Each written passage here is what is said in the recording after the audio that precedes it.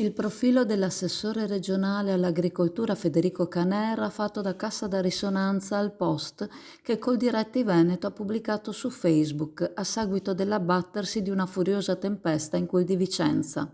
Coldiretti ha lamentato campi di patate allagati, coltivazioni di zucchine e interi ettari di ortaggi disintegrati, piante di tabacco distrutte, sottolineando che gli agricoltori veneti sono stati colpiti a macchia di leopardo da precipitazioni molto intense, culminate in alcuni casi, come a Vicenza, da violenti e devastanti grandinate.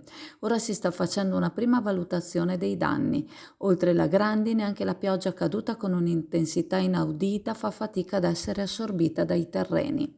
Coldiretti ha commentato il post con un inciso. Nel mese di luglio si sono abbattute sulla penisola ben 8 diverse tempeste al giorno. È quanto emerge dall'analisi Coldiretti sulla base dei dati dell'European Severe Weather Database, valutazione in riferimento agli ultimi temporali con grandine prima dell'annunciato arrivo di un'intensa ondata di caldo. Abbiamo sentito Giuseppe Boscolo Palo, amministratore di Ortomercato Veneto,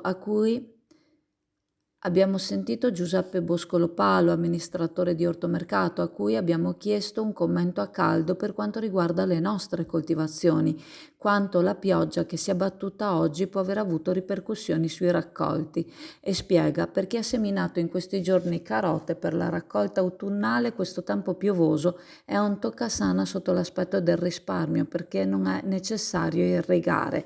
Il radicchio invece deve essere ancora trapiantato, quindi ritiene sia prematura qualsiasi commento, sono da aspettare un'altra decina di giorni.